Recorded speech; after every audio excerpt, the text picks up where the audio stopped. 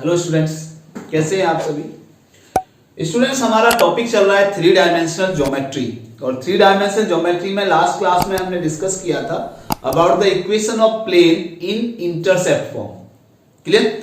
आज का जो हमारा टॉपिक है स्टूडेंट वो है equation of plane passing through the line of intersection of two given planes, यानी दो प्लेन के इंटरसेक्टिंग लाइन से जाने वाले थर्ड प्लेन की इक्वेशन हमें फाइंड आउट करनी है। जैसे लेट अस सपोज ये दो प्लेन दे रखे हैं, एक प्लेन पाई 1 दिया है, एक प्लेन पाई 2 दिया हुआ है और दोनों एक दूसरे को इस लाइन पर इंटरसेक्ट करते हैं। क्लियर। तो इसी लाइन से जाने वाले जो थर्ड प्लेन है पाई 3, इसकी इक्वेशन हमें फाइंड आउट करनी है स्टूडेंट्स। क्लियर। अब बात करते हैं कि मान लीजिए पाई 1 कोई प्लेन दे रखा है, तो पाई 1 की इक्वेशन मान लीजिए दे रखी है r dot n1 equal to d1, जिसको हम ऐसे भी लिख सकते हैं r dot n1 minus d1 equal to 0। Clear. दूसरा प्लेन मान लो पाई 2 दे रखा है, ये पाई 1 की इक्वेशन हो गई।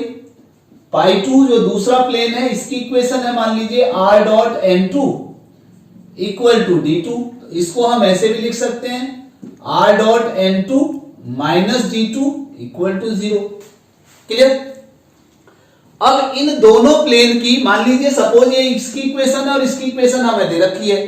मान लीजिए जो ये आपका तीसरा ये जो इंटरसेक्टिंग पॉइंट दे रखा है, इंटरसेक्टिंग लाइन दे रखी है, इसका पोजीशन वेक्टर मैं मान लेता हूं सपोज t है, वेक्टर है।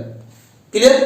तो इसका मतलब ये जो r पॉइंट होता है, r वेक्टर होता है, ये उस प्लेन के किसी भी पॉइंट को सेटिस्फाई करता है, जनरल पॉइंट है। क्लियर। तो इसका मतलब अगर ये लाइन ऑफ इंटरसेक्शन में t पोजीशन वेक्टर हमने मान लिया इसका, तो इसका मतलब ये दोनों इक्वेशंस को सेटिस्फाई करेगा। तो हमारी जो इक्वेशन बन जाएगी स्टूडेंट वो बन जाएगी t dot n1 minus d1 equal to 0 और दूसरी बन जाएगी t dot n2 minus d2 equal to 0। Clear. चाहो तो इसको इक्वेशन 1 2 इसको 1 2 मान रहे हो तो यहां 2 3 4 मान लीजिएगा। क्लियर। अब इस लाइन से जाने वाले थर्ड प्लेन की, अब देखिए बात ये करते हैं कि इस लाइन से जाने वाला क्या ये एक ही प्लेन होगा? क्लियर। तो एक प्लेन नहीं होगा, ये बहुत सारे प्लेन होंगे। मान लीजिए ये हमारी लाइन ऑफ इंटरसेक्शन है, ये वाली जो हमारे यहां दिखाई दे रहा है स्टूडेंट आपको, ये लाइन ऑफ इंटरसेक्शन है। तो इससे जाने वाले दोनों का प्लेन है। अब ये ऐसे भी हो सकता है, ऐसे भी हो सकता है, ऐसे भी हो सकता है, कहीं भी हो सकता है, यानी ऐसे भी हो सकता है, ऐसे भी, ऐसे भी, ऐसे भी, नीचे भी हो सकता है। क्लियर। तो ये इनफाइनाइट प्लेन्स हो सकते हैं। ठीक है। तो हमें क्या निकालना है? उस प्लेन के फैमिली की इक्वेशन निकालनी है। इसका मतलब वो जो हर प्लेन को सेटिस्फाई कर सके। क्लियर। तो किसी भी दो प्लेन के इंटरसेक्शन, या इसके लिए आपको याद कीजिए कि 11th क्लास में आपने एक टॉपिक किया था कि दो लाइन के इंटरसेक्टिंग पॉइंट से जाने वाले थर्ड लाइन की इक्वेशन कैसे निकालते थे? वो निकालते थे अगर इसकी इक्वेशन दे रखी है मान लो a1x plus b1y plus c1 equal to 0 और दूसरी की दे रखी है मान लो a2x plus b2y plus c2 equal to 0। तो इसका मतलब इक्वेशन होती थी हमारी, इस थर्ड लाइन की जो इक्वेशन है वो होती थी फर्स्ट इक्वेशन यानी a1x plus b1y plus c1 plus कोई भी एक constant k into second equation a2x plus b2y plus c2 equal to 0। ये इक्वेशन होती थी हमारी। ठीक है यहां तक? क्लियर। तो अब हमारा यही है, यहां पे अगर हम इक्वेशन लेते हैं तो हमारी जो इस थर्ड प्लेन की इक्वेशन आएगी फैमिली ऑफ प्लेन्स की, वो आएगी पाई 1 प्लस, वहां k लेते थे, यहां पे कोई कांस्टेंट लैम्डा ले लेंगे, मान लो lambda pi 2 equal to 0। Clear. तो पाई 1 का मतलब क्या है? t dot n1 minus d1 plus lambda into pi 2 की इक्वेशन, और पाई 2 की मतलब t dot n2 minus d2 equal to 0। Clear. अब अगर मैं इसको कंबाइन करूं तो t dot n1 plus lambda t dot n2 और माइनस d1 और minus lambda d2 equal to 0। Clear. तो ये आपका t वेक्टर तो कॉमन आ जाएगा dot n1 plus lambda n2 और ये इधर पहुंचा देते हैं d1 plus lambda d2। Clear. अब t क्या है, t हमारा कोई भी जनरल वेक्टर माना है हमने। अब क्योंकि t जनरल वेक्टर तो वो प्लेन की किसी भी वैल्यू को सेटिस्फाई करेगा। क्लियर। तो इसका मतलब t के प्लेस पर हम एक जनरल पॉइंट जो कि हम मोस्टली लाइन और प्लेन में लेते हैं वो ले लेते हैं कितना, r वेक्टर। तो r dot n1 plus lambda n2 equal to d1 plus lambda d2. This is the vector form of the equation of the plane passing through the line of intersection of these two given planes. Clear. तो ये तो हो गई हमारी student क्या, vector equation. अब बात ये आती है कि जब इनफाइनाइट प्लेन्स हैं तो हमने यही एक ही क्यों निकाली। क्लियर। तो ये भी हमारी जो देखिए r जो है हमारा जनरल वेक्टर है, या t जो हमने लिया वो जनरल वेक्टर लिया था। तो इसका मतलब क्या हुआ कि फैमिली ऑफ प्लेन्स की। तो क्या हम इनफाइनाइट प्लेन्स की इक्वेशन फाइंड आउट करेंगे? नो। अगर हमें निकालना है कि सपोज करो कि इस थर्ड प्लेन की इक्वेशन निकालनी है जो कि इस लाइन ऑफ इंटरसेक्शन से जा रहा है प्लेन, तो और अगर ये कहते हैं कि जनरल प्लेन की इक्वेशन निकालनी है तो वो हमारी नॉर्मल जनरल होगी। लेकिन अगर ये कहते हैं कि मान लो इस पॉइंट से पास हो रहा है प्लेन और इस प्लेन के पैरेलल इस लाइन के इंटरसेक्शन से जा रही है, तो फिर ये जो गिवन पॉइंट होगा या कोई और कंडीशन दी हुई होगी उसके बेस पर हम उसको लैम्डा की वैल्यू इसको फाइंड आउट करेंगे। क्लियर। तो ये तो हुई हमारी वेक्टर फॉर्म। चलिए अभी लेते हैं कार्टेशियन फॉर्म कि कार्टेशियन फॉर्म कैसे फाइंड आउट करते हैं। ओके, नेक्स्ट वेक्टर फॉर्म हो गई। अब हम लेते हैं कार्टेशियन फॉर्म। ये वेक्टर फॉर्म है r dot n1 plus lambda n2 equal to d1 plus lambda d2। अब स्टूडेंट बात करते हैं कि जो हमारा n1 और n2 है वो क्या है। n1 पहले वाले प्लेन पर परपेंडिकुलर वेक्टर है, n2 दूसरे वाले प्लेन पर परपेंडिकुलर वेक्टर है। ठीक है। r क्या है हमारा यहां पे, r तो हो गया xi plus yj plus zk। n1 vector और n2 वेक्टर क्या है, n1 क्या है प्लेन के परपेंडिकुलर यानी डायरेक्शन को शो करता है और n2 भी डायरेक्शन को शो करता है परपेंडिकुलर डायरेक्शन को। तो इसका मतलब जैसे हमने लाइन में लिया था b वेक्टर डायरेक्शन को शो करता है, लाइन में पैरेलल डायरेक्शन थी, वहां क्या लेते थे हम पैरेलल वेक्टर को, इसका मतलब डायरेक्शन रेशियो के साथ ai bj ck। क्लियर। तो यहां भी हम वही लेंगे स्टूडेंट इसको, लेकिन थोड़ा सा डिफर कर लेते हैं। तो मान लीजिए यहां से हम a1x a1i plus b1j plus c1k, ऐसे ही इसको ले लेते हैं a2i plus b2j plus c2k। बस इन तीनों की वैल्यू यहां रख दीजिए r n1 और n2। तो कितना आएगा xi plus yj plus zk dot n1 यानी a1i plus b1j plus c1k plus lambda into n2 a2i plus b2j plus c2k equal to d1 plus lambda d2। ठीक है। तो ये तो हमारा ये रहा xi plus yj plus zk dot, अब देखिए इसको कंबाइन कर लीजिए तो कितना आएगा a1 plus lambda a2 i plus कितना b1 plus lambda b2 into j और plus c1 plus lambda c2 into k equal to d1 plus lambda d2। ठीक है।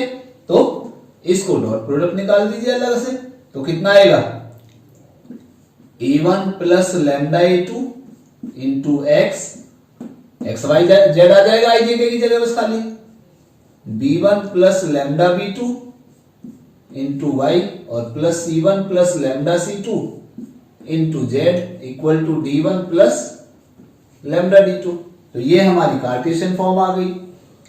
चाहो तो इसको इसी के साथ डायरेक्ट डॉट प्रोडक्ट निकाल देंगे, तो ये हमारा ऐसे भी आ सकता है कितना a1x plus b1y plus c1z और प्लस फिर इसके साथ करेंगे तो lambda into a2x plus b2y plus c2z equal to d1 plus lambda d2। तो ये भी हमारी कार्टेशियन फॉर्म लिख सकते हैं इसको भी, यानी इसको हमने x को y को z को कंबाइन कर लिया, इसमें प्लेन को अलग अलग रखा है हमने, ये चीज समझ में आई।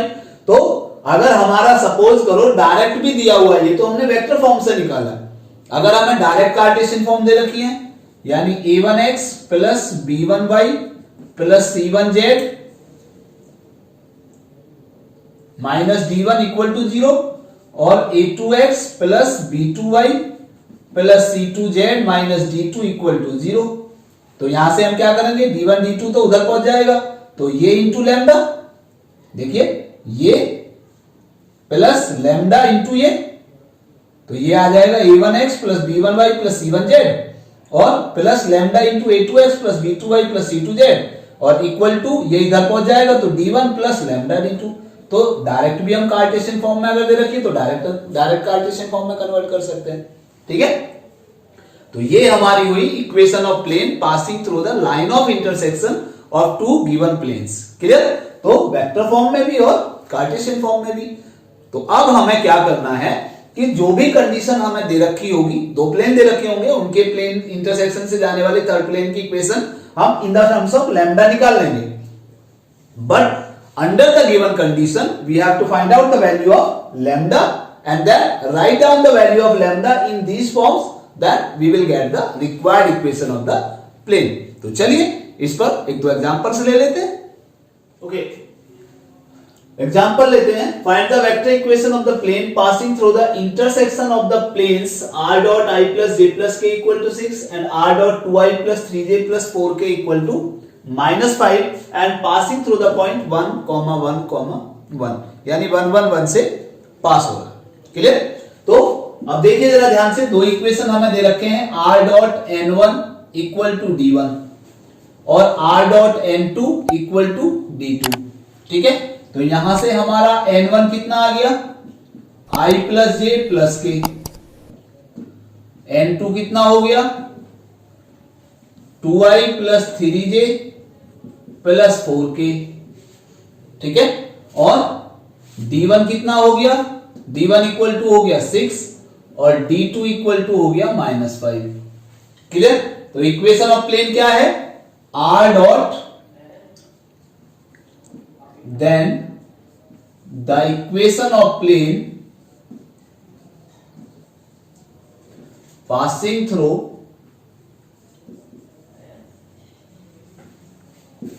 the intersection of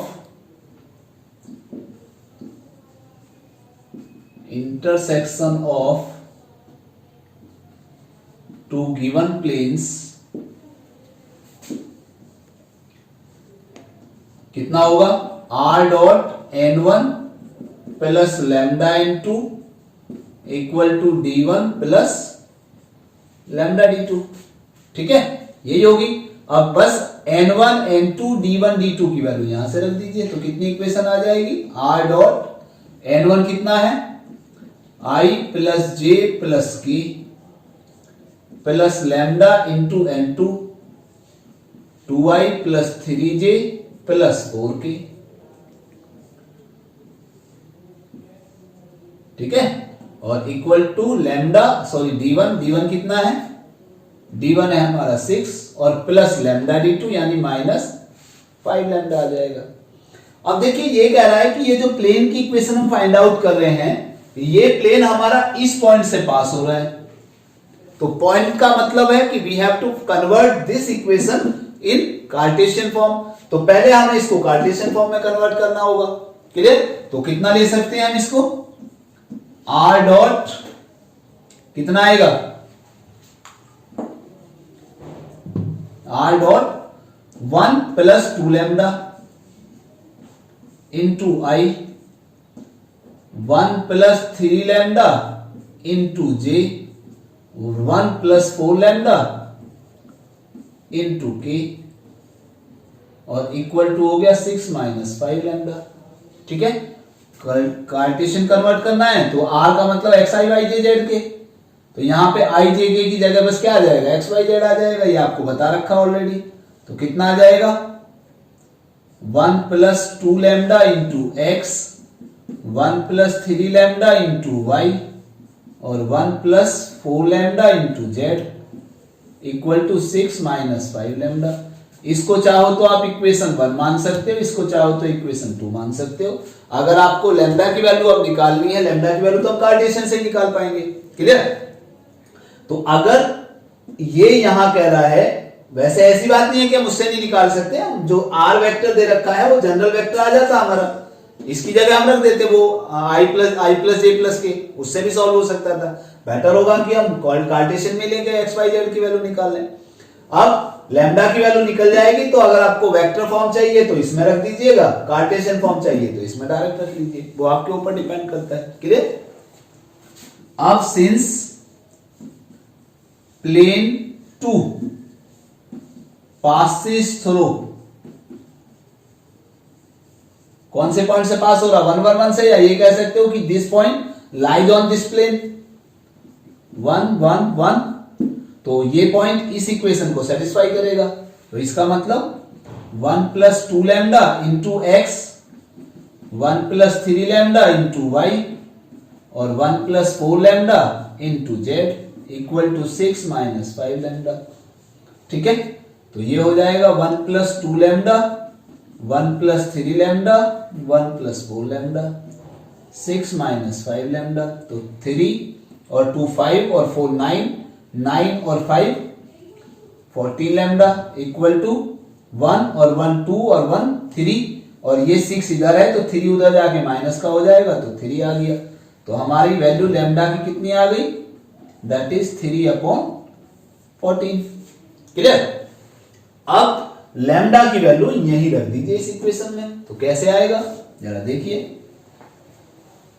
1 प्लस, अब देखिए अगर हम अलग अलग लेते तो हमें लैम्डा की वैल्यू एक जगह रखनी पड़ती, तो एक्स वाई जेड की जगह वैल्यू दो जगह दो प्लेस पर पुट करनी होती, clear.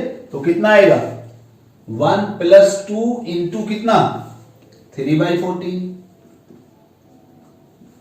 Into x plus 1 plus, हमें वेक्टर फॉर्म निकालना है तो वेक्टर फॉर्म के लिए हम डायरेक्ट वेक्टर फॉर्म में रख लेते हैं, ज्यादा बेटर होगा। तो वेक्टर फॉर्म का मतलब 1 में रख देते हैं, कितना आएगा r dot 1 plus 2 into 3/14 into I plus 1 plus 3 into 3/14 into J plus 1 plus 4 into 3/14 into K और equal to 6 minus 5 into 3/14। R dot इसको सॉल्व कर लेते हैं, 14 1 जा 14 और प्लस 6/14 इंटू आई प्लस 14 और प्लस 9/14 इंटू जे प्लस 14 और plus 12/14 into K और इक्वल टू आ जाएगा 6, कितना आएगा 14 6 जा 84 और माइनस 15/14, ठीक है। तो ये आया हमारा r डॉट कितना 20/14 into I plus 23/14 into J plus 26/14 into K और इक्वल टू कितना आ जाएगा हमारा 84 में से 15 गए 69/14, 14 से थ्रू आउट मल्टीप्लाई कर दीजिए तो कितना आएगा हमारा r dot 20i plus 23j plus 26k equal to 69, ठीक है। अब इसको, ये तो हमारी वेक्टर फॉर्म हो गई, माइनस में 69 को इधर लेके आ सकते हो, अभी हमें वेक्टर फॉर्म ही निकालनी है, तो ये आ गया बस आपका r dot 20i plus 23j plus 26k minus 69 equal to 0। तो this is the vector form. अगर हमें इसकी कार्टेशियन फॉर्म निकालनी है तो बस r को यहां से कैंसिल हो जाएगा, 20x plus 23y plus 26z minus 69 equal to 0। Clear. Next example लेते हैं। Find the equation of plane passing through the line of intersection of two planes r dot 2y plus 2j minus 3k equal to 7 and r dot 2y plus 5j plus 3k equal to 9 such that the intercept made by the plane on x axis and z axis are equal। तो देखिए यहां पे हमारे इन दोनों plane के intersection से जाने वाले थर्ड प्लेन की इक्वेशन है, बट ये कह रहा है कि x एक्सिस और z एक्सिस जो प्लेन हम निकालेंगे उस प्लेन के x एक्सिस और z एक्सिस पर कटे इंटरसेप्ट इक्वल है। तो हम वहां से लैम्डा की वैल्यू फाइंड आउट करेंगे। तो देखिए पहले तो हमारी इक्वेशन आ जाएगी प्लेन की कितनी, r dot 2y plus 2j minus 3k plus lambda into n2 2y plus 5j plus 3k equal to d1 plus d2। Clear. तो क्योंकि इंटरसेप्ट फॉर्म निकालनी है तो we have to convert it into Cartesian form. तो कितनी आ जाएगी Cartesian form में, कार्टेशियन फॉर्म आ जाएगी हमारी, पहले अभी इसको लिख लेते हैं, 2 plus 2 lambda into i, 2 plus 5 lambda into जे और प्लस माइनस 3 और plus 3 lambda into k equal to 7 plus 9 lambda. तो ये आ जाएगा आपका 2 plus 2 lambda into x plus 2 plus 5 lambda into y plus minus 3 plus 3 lambda into Z equal to 7 plus 9 lambda. ठीक है। अब इंटरसेप्ट फॉर्म में इक्वेशन क्या होती है, x upon a plus y upon b plus z upon c equal to 1। ठीक है। तो इक्वल टू में हमें 1 चाहिए। अब 1 कब आ सकता है, जब हम 7 प्लस 9 लैम्डा से थ्रू आउट डिवाइड कर दें। तो कितना आएगा, 2 plus 2 lambda upon 7 plus 9 lambda into x plus 2 plus 5 lambda upon 7 plus 9 lambda into Y और plus minus 3 plus 3 lambda upon 7 plus 9 lambda into z और इक्वल टू आ जाएगा 1। तो इसको हम कैसे कन्वर्ट कर सकते हैं, इसको हम लिख सकते हैं x अपॉन जो न्यूमरेटर में है वो डिनोमिनेटर के डिनोमिनेटर में जा सकता है। तो 7 plus 9 lambda upon 2 plus 2 lambda plus इसी प्रकार कितना आएगा y upon 7 plus 9 lambda upon 2 plus 5 lambda plus z upon 7 plus 9 lambda upon minus 3 plus 3 lambda equal to 1। तो ये हो गया हमारा x upon a, y upon b, z upon c। Clear. तो यहां पे क्या कर रहा है, x एक्सिस और z एक्सिस का इंटरसेप्ट इक्वल है, तो यानी ये और ये इक्वल है। तो इसका मतलब z x intercept is equal to z intercept. तो कितना आएगा हमारा x इंटरसेप्ट कितना है, 7 plus 9 lambda upon 2 plus 2 lambda equal to 7 plus 9 lambda upon minus 3 plus 3 lambda. तो 7 प्लस 9 लैम्डा तो कैंसिल हो जाएगा, क्रॉस मल्टीप्लाई कर दीजिए तो कितना आएगा, ये हो जाएगा 2 plus 2 lambda is equal to minus 3 plus 3 lambda. ठीक है। तो 2 lambda minus 3 lambda equal to minus 3 minus 2। तो minus lambda equal to minus 5, it means lambda equal to 5 आ गया। अब लैम्डा की वैल्यू यहां रख दीजिए या यहां रख दीजिए तो आपको कोई से भी मिल जाएगा।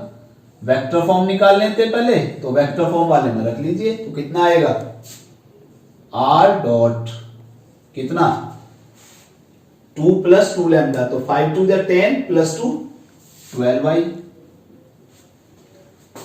5 × 10 + 2, 5 × 5 = 25 + 2 27j,